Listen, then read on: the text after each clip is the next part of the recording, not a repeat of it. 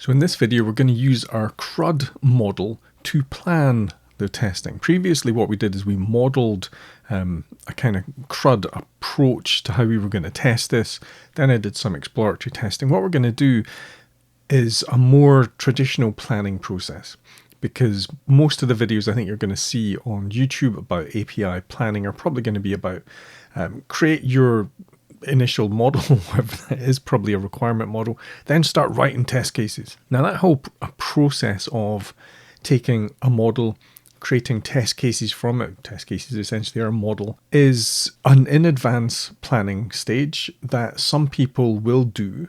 But if we jump straight from a model like this to detailed test cases, we're skipping a whole bunch of possibilities for thinking through our testing. The whole notion of test planning or planning our testing is so that we can think through what we're going to do to the degree that we feel we need to for the testing we're going to engage in. Now, sometimes we don't need more than this. Sometimes this would be perfectly acceptable and we can just start testing from this.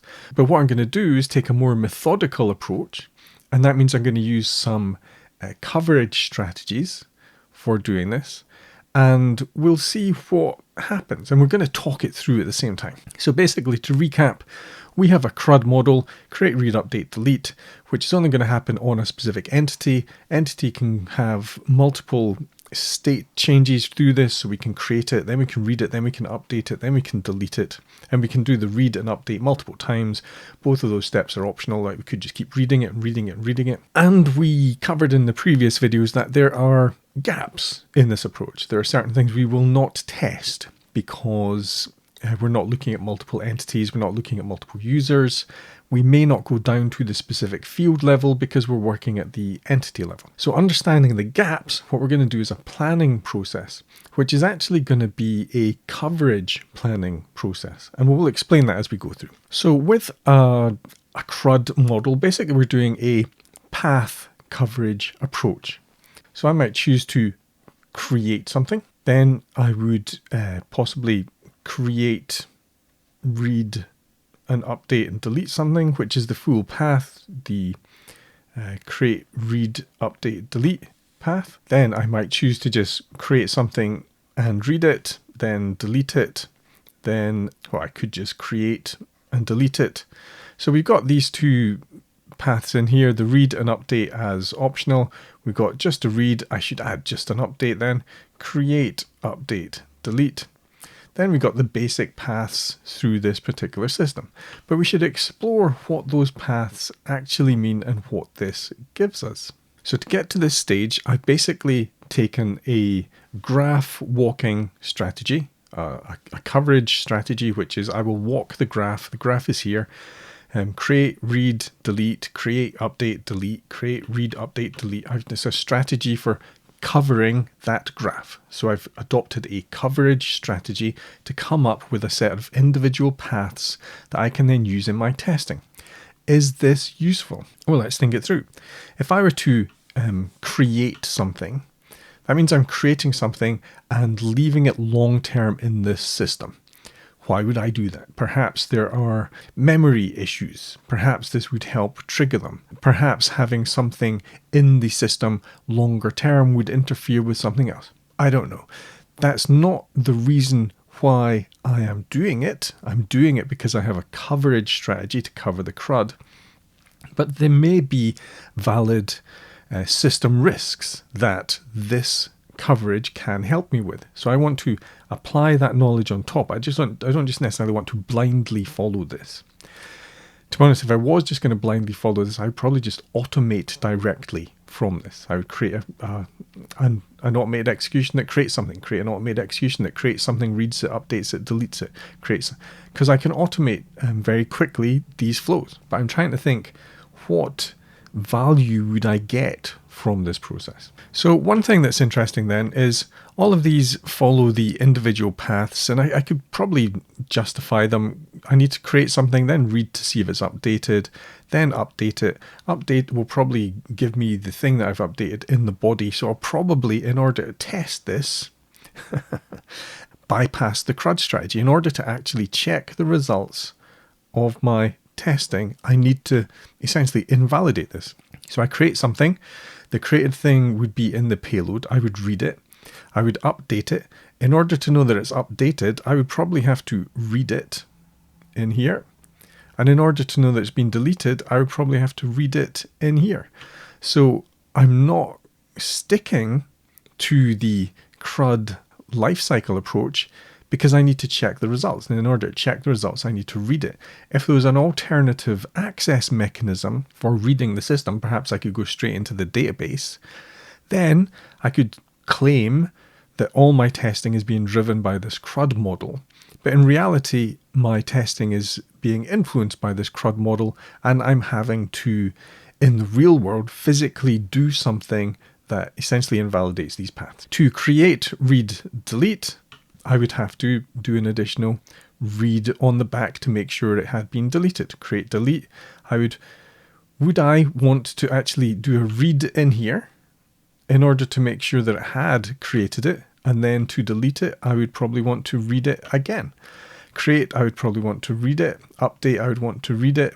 Delete, I would want to read it. So even though I'm testing what people might call happy paths or positive testing, now I don't like either of those terms, right? In order to check whether the happy path had worked, I would have to do a essentially invalid test to make sure that when I read something that's not there, it gives me a 404. Some people might class that as an invalid test or a negative test. We should get rid of those terms from our vocabulary. What we are doing is we are testing the system and we are doing whatever we can to observe it. Some of the execution coverage that we're going to do is going to be path-based. Some of it is going to be field variation. Some of it is going to be something else. It's never positive or negative. We're expecting the system to be able to handle it. We're expecting it to positively handle this. If I put in something, if I try to create something with invalid data, I'm expecting the system to positively tell me this is invalid and not crash. So we are, generally speaking, always testing positive functionality. I really don't know how to frame negative testing in a way that makes sense. But what we can see here is that by taking a Crud approach and a path through the graph, I essentially have to invalidate it in order to actually check the results, which is interesting. But it gives us the ability to make sure when someone says, well, did you delete something? Yes, I did. I checked the delete functionality. Did you update something? Well, yes, I did. I checked the update functionality. Now, how far would we push this test coverage? That's one of the questions we always have to ask ourselves with testing, because testing is infinite. Why is testing infinite? Well, I could create, read, update, update, update, update. How many updates am I going to do? How many updates are important before I get to this delete? All right, this could be an infinite number of updates, and then I'm testing for infinity, but what value will that add? What we're trying to do is maximize the return, the information return on the amount of effort we put in. So we do have to decide how much do we have to do here. Remember, every update is going to be followed by a read to make sure it did update properly. But how many are valid? That's going to be a hard question to answer. If I wanted to do an awful lot of them, I could simply automate an update. But what we're probably looking for to make that decision about how many to update is the interaction between the updates. So at this point, we probably have to drop down to a field level to say, I want to update the ISBN and the price and the number in stock. Then I want to update the ISBN and the price. And I'm probably looking at a coverage of combinations at that point to give me the number of updates that I want to do. And that would then assume that having the update on the same entity instance followed by an update on the same entity instance followed by an update on the same entity instance is different than creating something, then updating the ISBN and price. Creating something, then updating it so the ISBN and price and number in stock. Right, we're assuming that doing it individually is different from doing it in sequence. Don't know if that's true. Don't know if that's the case.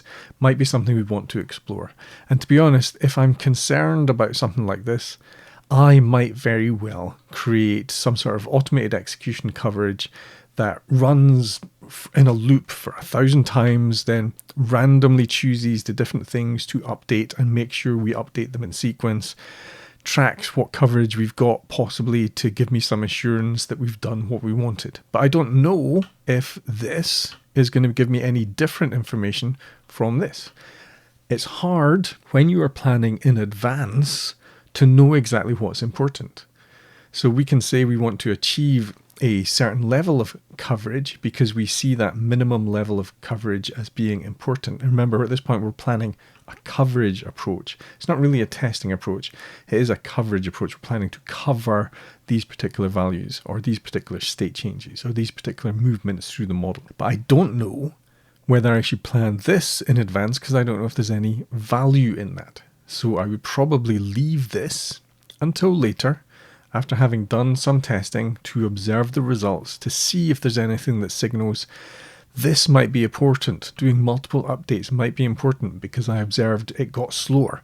I observed that sometimes we got a different result. I don't know, but I'm not sure I would plan in advance for this. Okay, so we've got a basic path coverage here. Yeah, what else should we think through? Well, we should think through what we want to do at each of those actions. So what do we want to do for a create? Let's think that through, because essentially what we're saying is each of these are valid paths. In order to read something, it has to have created it. Right? So each of these are valid paths. If I do create, read, update, delete, in order to do the delete here, it must at least have created it. In order for the read check to work, it must have created it. In order for the update to work, it must have at least created it. And I probably wouldn't have updated it unless I had read it. So each one of these is every stage beforehand has to be valid, result in a valid response that leads me on to the next one. So we should start thinking about what conditions are required to not allow this create stage to happen. So if I'm going to create something, first thing that pops in my head is I want it all to be valid. And so all fields where every one of those fields is valid. Okay, field is valid. Then I'm thinking, all right, so what's the minimum valid that I can do? So that's probably a mandatory check. What are the mandatory fields in there? So then we've got in between the minimum and maximum. This essentially is if all the fields are valid, that would be the maximum. So I've got something in between. So I want to have a range in between minimum and maximum. And that's going to be mandatory fields plus some optional fields. And this is going to be a combination that I'm going to explore. I don't know what combination I'm going to explore at this point. I could sit down and work that out. I could plan to, if I knew what they were, if I could remember what the actual mandatory optional values were, I could plan to do that mix in here. So other thing I might want is what makes it valid, what makes it invalid, the field formats. So this is when we start going beyond the instance CRUD, right? We're now starting to think, what are the formats in a CRUD? So the ISBN 13 has some validation. So it would not create if this was not unique, if it was not a valid ISBN format.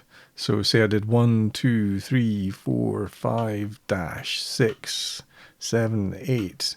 That I don't think that passes the regex. So there would be some invalid formatting that I could do there in order to prevent the creation take place. So we might also explore field values. So is that actually a field value exploration? I'm counting it as a format, but it could well be a field value. Or do I count field value as the specific sequence of numbers that are in there? Is there some importance in the actual numbers? Is it important if they're all 9999999 for 13 digits. Is that important? Is it important if they're all 11111 dash to dash? Is it important if they're in quotes? Is it important if it's an actual integer?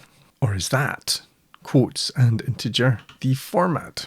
So I would have to make a decision, but really I'm exploring the formats and the field values, and I could sit down and work out in advance what values I think are important. That would give me something when I'm approaching the actual testing to cover against. I can say, tick this one off, tick this one off, tick this one off.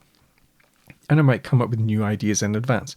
It really depends how comfortable you are with the idea of coming up with ideas on the fly and writing them down and tracking them and reviewing them for coverage, or if you think you need to do this in advance to make sure that you achieve the coverage that you want. So some of this I might well do in advance, some of it I might well do on the fly. Have a think through for yourself and figure out, well, what other conditions do I need in the create? Remember, I'm trying to explore a valid creation, and I'm trying to explore an invalid creation such that it does not create. And valid is such that it does create and allows me to read it. Having read it, I can then move on to update it. Yeah, my assumption is that any valid creation will allow me to update it. Now, what I might have chosen to do is explore that concept of valid and invalid as a separate set of steps. So I could have gone, okay, create valid, and then another create invalid. So this would be the max, this would be the minimum, this would be the options in between. All of these are valid, valid. So format ISBN is valid format. So valid format, which is matches the regex, and then is unique for the ISBN. So it really depends how you want to approach the thinking through in this. It's probably easier to think through all the valids than all the invalids, because you've then got a decent partition for them rather than trying to cover everything in one go, where it's probably more likely that you might miss something. Experiment and see which approach works for you. The main point is, what we don't necessarily have to do is, from this ISBN 3 that is not unique, create a test case which says create new entity where ISBN is not unique. And that would be the title, because we'd have to create test case, create an entity with ISBN 11111, then check that this has been created, then create another one with ISBN 11111, then check that the expected result is that we receive an error message that it is not created. We don't have to go down to this test case level when we have a condition that we want to cover, right? Test case is an expanded form of this coverage that I think is probably going to be waste. And certainly at this point in time, regardless of whether you create test cases or not, we want to think through the process. I mean, we don't necessarily want to. We're choosing to think through the coverage approach because we're going for a coverage model. We could just do it completely on the fly, then make notes of what we have done, then kind of reverse engineer this coverage model from the results we've achieved.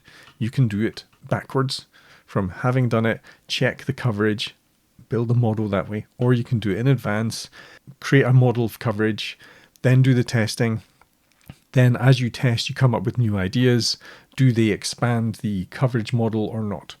But this section is probably the least important part. The creation of the test cases is the least important part because it leads to a lot of work just trying to come up with steps that will repeat over time. Okay, so to read something. So we've covered create. Think it through and see if we covered everything. So I'm going to do read valid. So to read something that is valid, it has to be existing. It has to have been created. To read something that is invalid, it should not be existing. It should not have been created, or possibly it should have been deleted. So not existing means not created, and it also means deleted. Are there any other read conditions that are invalid? So it might be invalid for rendering. So this is me thinking through, how might I get in a state where reading becomes invalid? Perhaps I put in values that are Unicode and they don't render properly in the JSON because the JSON format is, I don't know, UTF-8, and we put in a character that is not fitting in that particular encoding set. I'm not sure we're going to be able to do that with the existing data that we have in the system with an ISBN where it's validated against a regex that has particular values, then the other fields are numbers, but I'm thinking through the possibility, even if I don't think it's necessarily valid. I might just rule this out. I might try something, but I would expect it to fail on the creation part.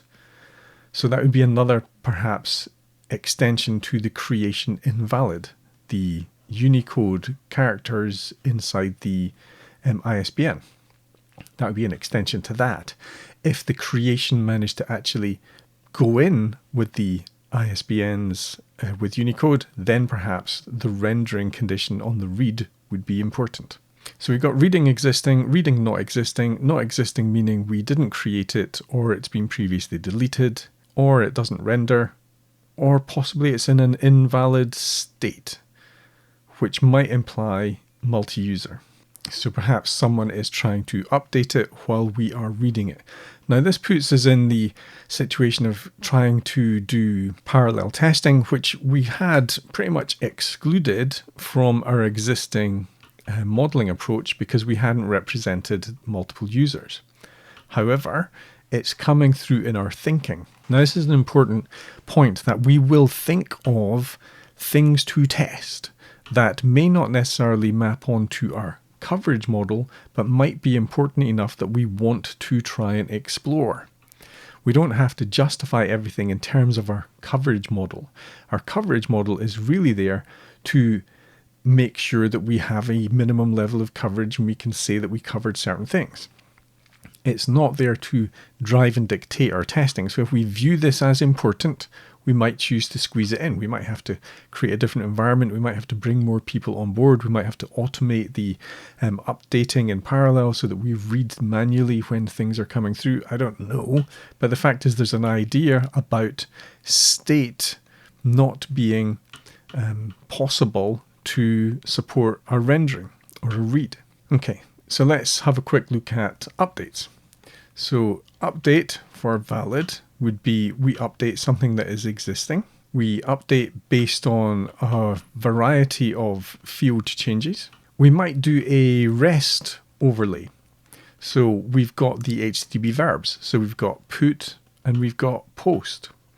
Both of those can be used for updates in this system. So we might choose to cover those, and they might have different combinations of the fields that we want to use. We've got the mix in the fields of mandatory and optional.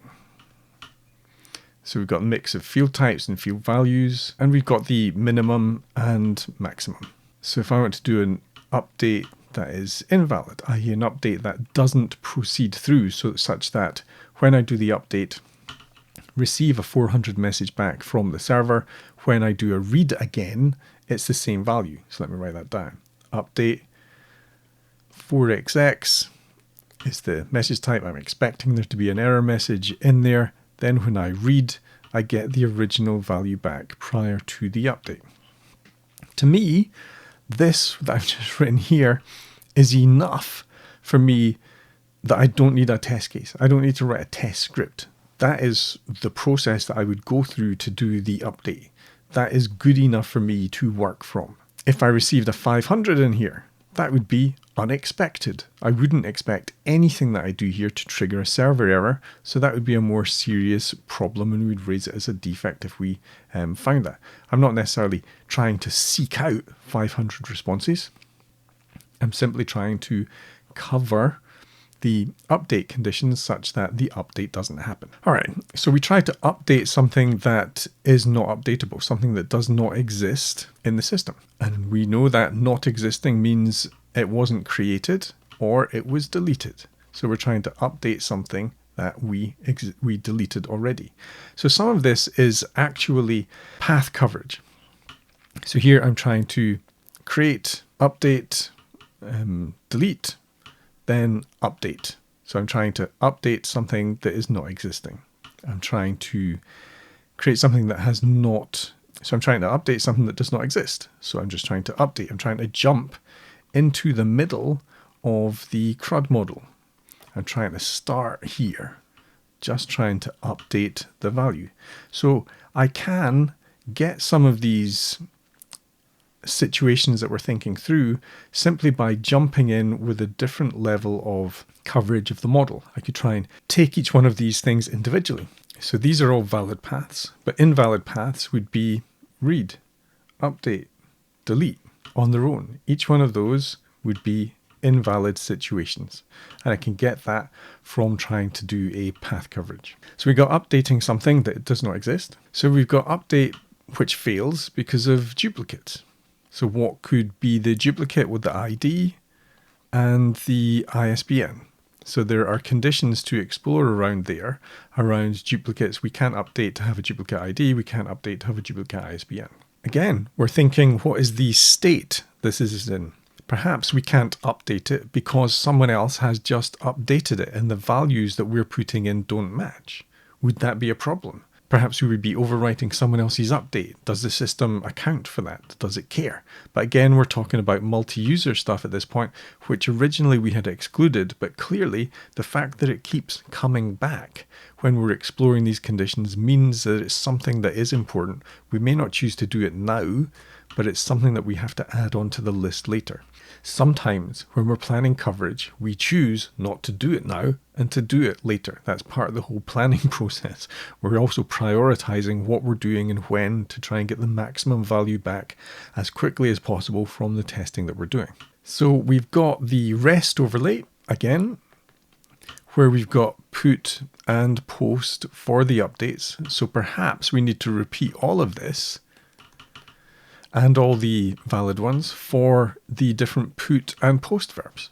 We could treat the update at a field level as a matrix of field conditions. So every invalid update could be taking something that is valid and then all the different fields and all the different value combinations. So greater than max, less than min, null, invalid syntax, and there might be a whole bunch of these.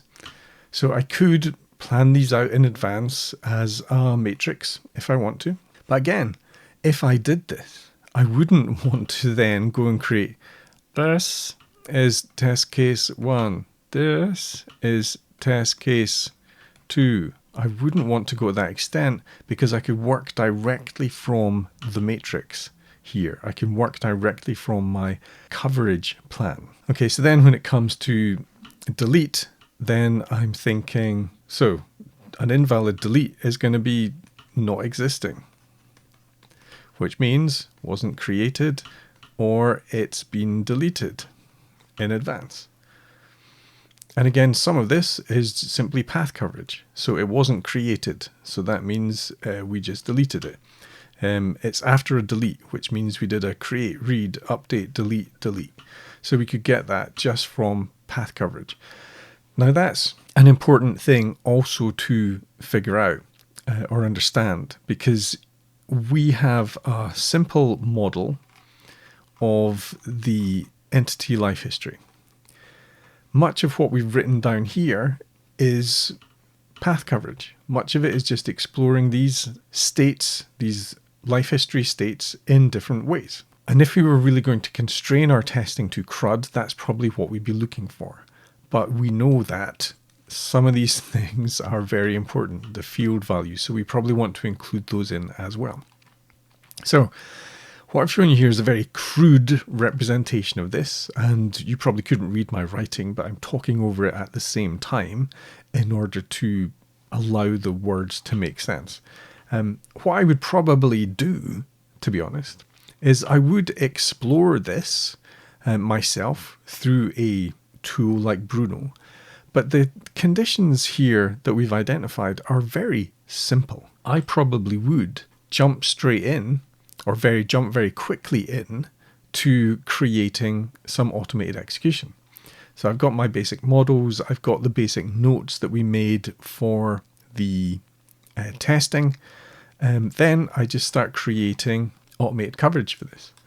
Now I'm going to save it as a separate video to look through the automated coverage versus the manual coverage, because how I would create these automated executions is I would do something manually to give me an idea of what conditions I'm looking to check in here.